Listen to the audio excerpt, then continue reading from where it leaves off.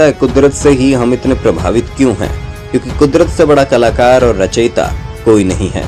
कुदरत अपने आप में ही अनोखी है। इंसान को धरती पर जन्म लिए 3 लाख साल हो चुके हैं, लेकिन आज भी वो कुदरत की बराबरी नहीं कर सकता।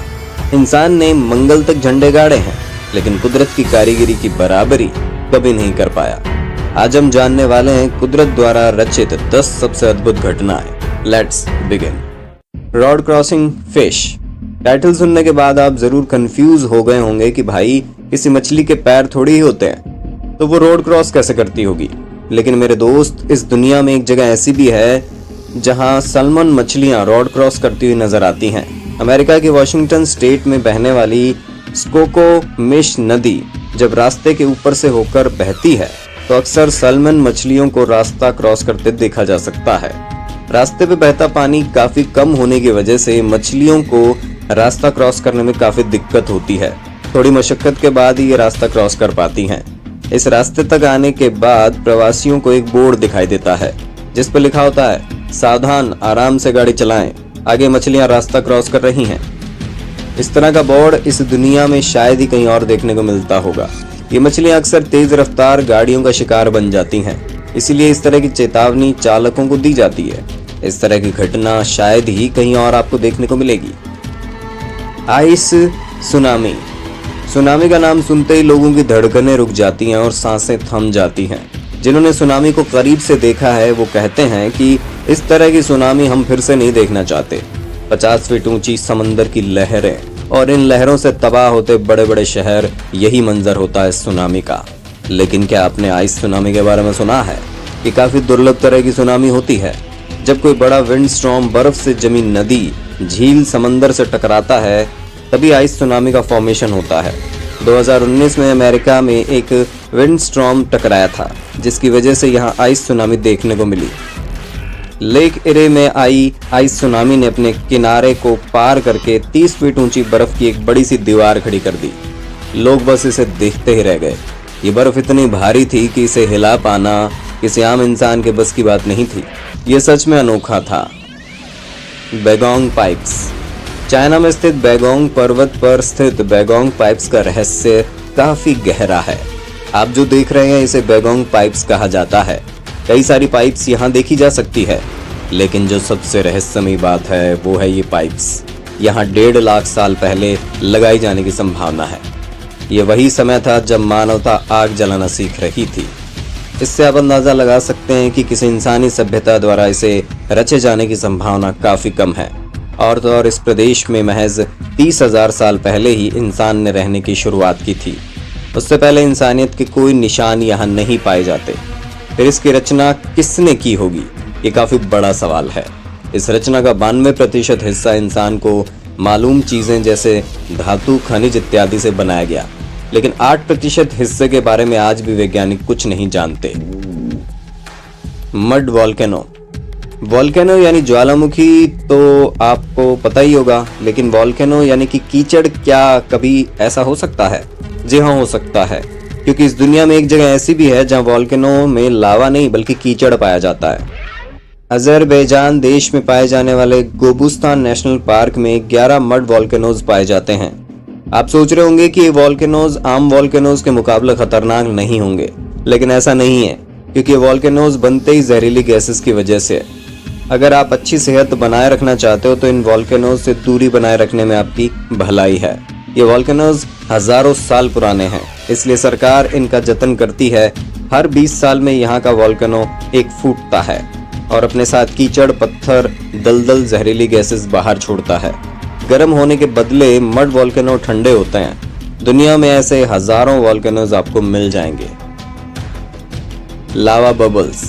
इस दुनिया में शायद ऐसा कोई इंसान नहीं होगा जिसे बहते लावे से डर नहीं लगता। कोई भी कितना भी जाबाज हो, इस उफान भरे लावा से पर्याप्त दूरी बनाए रखने में खुद को भला ही समझेगा। शायद आप लावा बबल्स के बारे में नहीं जानते होंगे।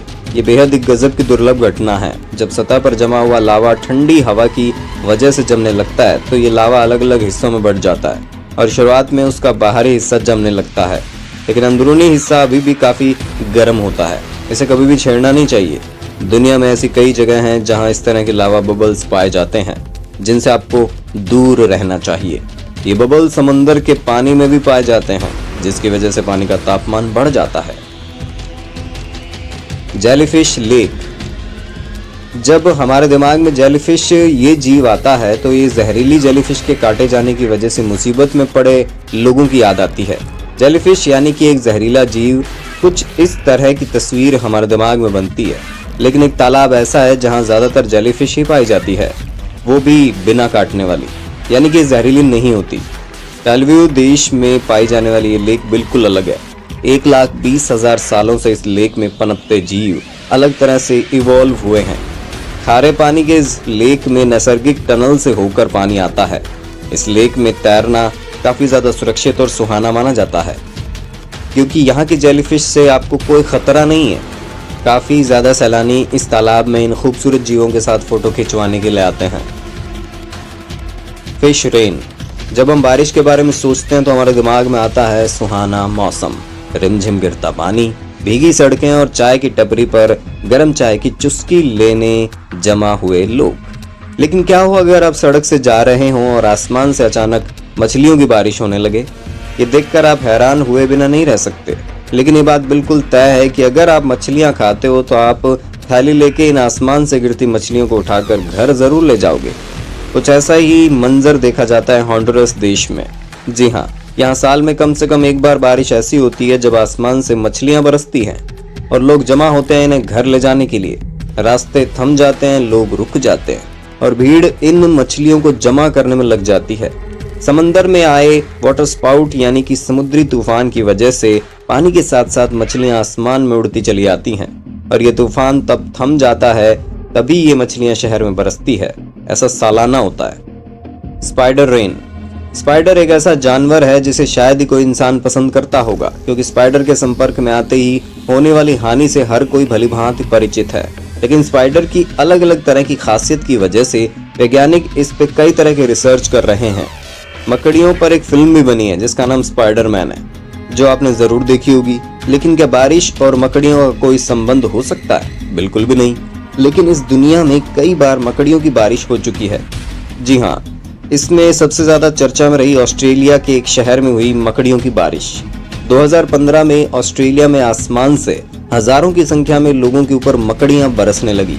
इस तरह से मकड़ियों को शरीर पर गिरते देख लोग वाकई में परेशान हो गए। हालांकि इस तरह की बारिश की वजह से ज्यादा कुछ नुकसान नहीं हुआ, लेकिन इस पर की गई रिसर्च से पता चला कि काफी मकड़ियों ने ऊंचे पेड़ों पर जाले बुने थे। तेज हवा इन जालों के साथ साथ मकड़ियों को भी ले आई।